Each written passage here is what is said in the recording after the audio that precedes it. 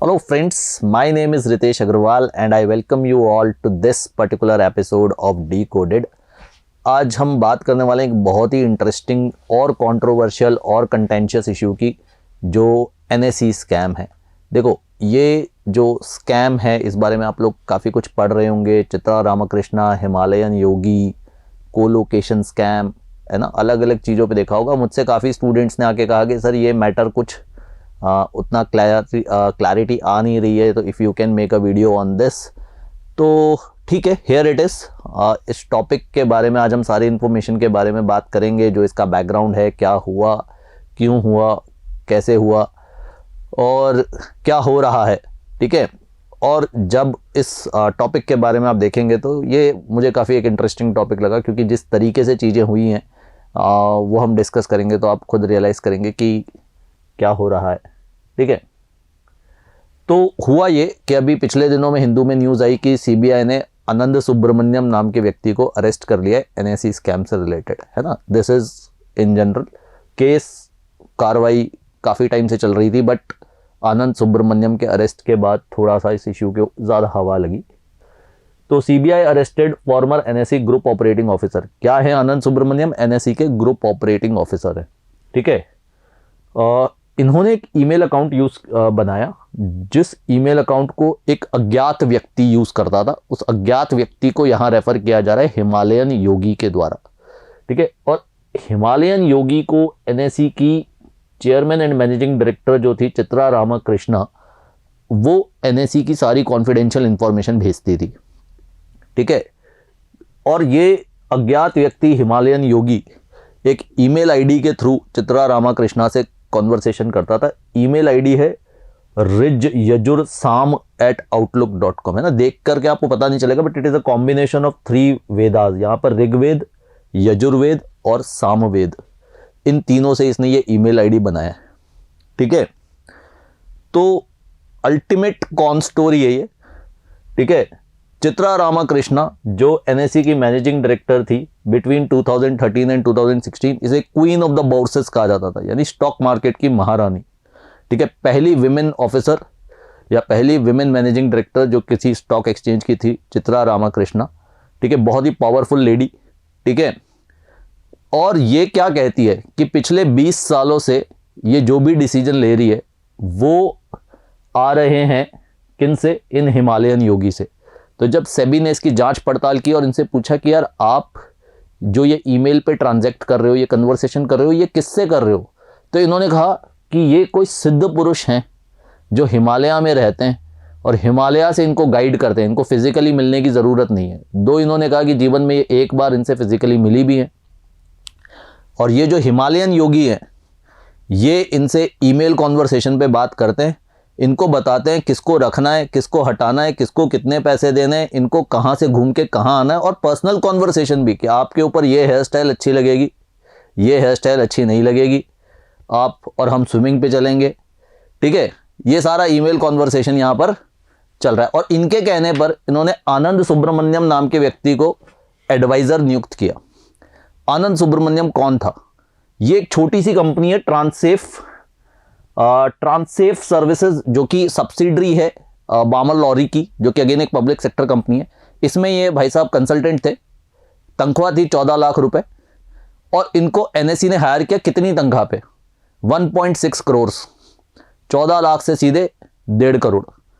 अगले 3 सालों में ये व्यक्ति 1.5 करोड़ की तनख्वाह से 5 करोड़ पे पहुंच गया। ठीक है, इसकी तनख्वाह दे दी गई 5 करोड़ रुपए। ठीक है, काम क्या? 5 दिन ऑफिस आना है, नहीं 5 दिन वर्किंग डेज है, ऑफिस 3 दिन आना है। ठीक है, 2 दिन आप कहीं पर भी रह सकते हो, हर हफ्ते आप अपने घर चेन्नई जा सकते हो, जाओगे फर्स्ट क्लास फ्लाइट पे, पैसे देगा NSE, बिजनेस क्लास में ट्रेवल करोगे। ठीक है, तो चित्रा रामकृष्णा, और सबसे इंटरेस्टिंग बात, NSE के HR रिकॉर्ड में कहीं ऐसी रिक्वायरमेंट दी नहीं गई है कि ये व्यक्ति किसी पोजीशन पे था, ये व्यक्ति की पोजीशन के लिए कोई इंटरव्यू लिया गया, ये व्यक्ति किसी पेरोल के रिकॉर्ड्स में है ही नहीं। मतलब प्रैक्टिकली ये NSE का एम्प्लॉय भी नहीं था, NSE इसको पे भी कर रहा था, और चित्रा रामाकृष्णा ने उसको जस्टिफाई किया हुआ था कि ये तो मेरा एडवाइजर है, मेरा कंसल्टेंट है। ठीक है, तो इनको अरेस्ट किया गया एक और स्कैम के कंटेक्स्ट में 2018 में एक केस सामने आया जिसके कॉन्टेक्स्ट में इनको अरेस्ट किया गया। अब देखो यहाँ पर ये स्कैम ना एक दूसरे स्कैम से लिंक करता है जिसे हम NSE कोलोकेशन स्कैम कहते हैं। ठीक है, काफ़ी पैसा कुछ लोगों ने बनाया कोलोकेशन स्कैम का इस्तेमाल करके, तो ये तो कंट्रोवर्सी अपनी जगह पर है ही, साथ में एक कंट्रोवर्सी कोलोकेशन स्कैम की है, वो भी समझते हैं। कोलोकेशन का मतलब क्या है? देखो, जो स्टॉक एक्सचेंज होती है इनके कुछ डेडिकेटेड सर्वर होते हैं, ठीक है, डेडिकेटेड सॉफ्टवेयर्स होते हैं, डेडिकेटेड इनका सिस्टम होता है। और कोलोकेशन फैसिलिटी वो स्पेसेस होती है स्टॉक एक्सचेंजेस में, एक्सचेंज सर्वर्स के पास, जहां पर कुछ ट्रेडर्स अपनी सिस्टम्स को इंस्टॉल कर सकते हैं। ठीक है, और कोलोकेशन फैसिलिटी क्योंकि स्टॉक एक्सचेंज सर्वर के पास में ही होती है, तो देयर इज अ चांस कि यहाँ के ट्रेडर्स को कुछ एडवांटेज मिल सकता है अगर सिस्टम कॉम्प्रोमाइज कर दिया जाए, कि इन लोगों को जो इंफॉर्मेशन है दुनिया में बाकी ट्रेडर्स या बाकी ब्रोकर्स से पहले आएगी। अब आप इसको आसान भाषा में ऐसे समझो कि कुछ ऐसे ट्रेडर्स, कुछ ऐसे एल्गोरिदमिक ट्रेडर्स थे जिनको बाकी दुनिया से पहले प्राइस चेंजेस पता चल जाते थे। आपको पता है स्टॉक प्राइसेस जो है वो हर सेकंड पे चेंज होते रहते हैं, तो इन लोगों को 1 सेकंड पहले या 1 मिली सेकंड पहले या 1 माइक्रो सेकंड पहले पता चल जाता था कि ये प्राइस ये होने वाला है। अब एल्गोरिदमिक ट्रेडिंग क्या है ये समझो आप। एल्गोरिदमिक ट्रेडिंग का मतलब होता है आपने कंप्यूटर प्रोग्राम बना लिया, वो कंप्यूटर प्रोग्राम प्राइस चेंजेस को देखते ही ऑर्डर प्लेस कर देता है। ठीक है, जैसे उसको आर्बिट्राज अपॉर्चुनिटी दिखती है कि भैया बाइंग प्राइस लेट से 100 है, सेलिंग प्राइस 102 है, 2 रुपए का फायदा हो सकता है, आपने 2 लाख शेयर बेच दिए, 2 लाख इंटू 2 4 लाख रुपए बना लिए। ठीक है, और ये काम कंप्यूटर सॉफ्टवेयर कर रहा है, आदमी नहीं कर रहा, आदमी इतना फास्ट डिसीजन नहीं ले सकता, राइट। तो इसको एल्गोरिदमिक ट्रेडिंग कहते हैं। अब सोचो एल्गोरिदमिक ट्रेडिंग में अगर आपको बाकी दुनिया से 1 सेकंड पहले का एडवांटेज मिल जाए तो you can make a lot of money. ठीक है, तो यहां पर इन्होंने सिंगापुर बेस्ड कुछ ट्रेडर्स ने being as a whistle blower ये हाईलाइट किया था कि इस तरह का स्कैम NSE में हो रहा है, और वहां एक्चुअली उस स्कैम को प्रूव करते करते हिमालयन योगी वाला एंगल आया। जब उन्होंने इसको प्रूव करना शुरू किया कि ये कोलोकेशन स्मेल क्या है, तो उस समय एक OPG सिक्योरिटीज करके एक ब्रोकर था जिसको इन लोगों ने अनफेयर एक्सेस दी थी बिटवीन 2002 और 2014। तो ये पहले लॉगिन कर सकता था, बाकी सारे ब्रोकर्स से पहले लॉगिन कर सकता था, इसको पहले एक्सेस मिल जाती थी, इंफॉर्मेशन थोड़ी सी पहले मिल जाती थी बाकी ट्रेडर्स से। ठीक है, ऑब्वियसली NSE के एम्प्लॉयज की मिली भगत के बिना ये पॉसिबल नहीं था। Broker was aided by certain employees of NSE। ठीक है, तो कुछ एम्प्लॉयज को अभी बुक किया है, कुछ एम्प्लॉयज को क्लीन चिट दे दी गई है। तो स्कैम कब लाइमलाइट में आया? 2015 में। 2015 में मनी लाइफ ने ये स्कैम एक्सपोज किया। ठीक है, और उसके बाद बेसिकली इनिशियली तो NSE ने मनी लाइफ के ऊपर ही केस कर दिया कि आप हम पे मानहानि का मुकदमा डाल दिया इनके ऊपर 100 करोड़ का। बाद में बॉम्बे हाईकोर्ट ने मानहानि का मुकदमा कैंसिल किया और इनफैक्ट इन पर पेनल्टी लगाई 50 लाख रुपए की NSE पे। अच्छा, क्या लॉस हुआ रिटेल इन्वेस्टर्स का? देखो, normally algorithmic trading institutional investors करते हैं, यानी बड़ी कंपनीज या ब्रोकरिंग हाउसेस, तो आम आदमी का लॉस होने के चांसेस इसमें नहीं होते हैं। ठीक है, हाँ ये जरूर है कि कुछ लोगों को अनफेयर तरीके से फायदा हुआ। ठीक है, तो सेबी ने क्या कहा, OPG सिक्योरिटी को जो भी फायदा हुआ है 15.7 करोड़ रुपए इंटरेस्ट 12% इंटरेस्ट के साथ अप्रैल 2014 से उनको रेमिट करना है। ठीक है, 2016 में सेबी ने NSE की फॉरेंसिक ऑडिट शुरू की, डेलोइट को ये काम दिया गया। अच्छा, बाद में अर्न्स्ट एंड यंग को भी ये काम दिया गया था। अर्न्स्ट एंड यंग के हिसाब से आनंद सुब्रमण्यम ही योगी है। ठीक है, बट इसको लेकर के थोड़ी कॉन्फ्लिक्टिंग थ्योरी है। सेबी कहता है कि हम श्योर नहीं है क्यों आनंद सुब्रमण्यम योगी हो सकता है और नहीं भी हो सकता है, क्योंकि आनंद सुब्रमण्यम के पास इतना फाइनेंशियल एक्यूमेंट करता है, जो उन मेल्स में बताया गया एग्जैक्टली कि NSE को कैसे रन किया जा रहा है। यानी आप एक सोचो, एक कठपुतली की तरह चित्रा राम कृष्णा फंक्शन कर रही थी।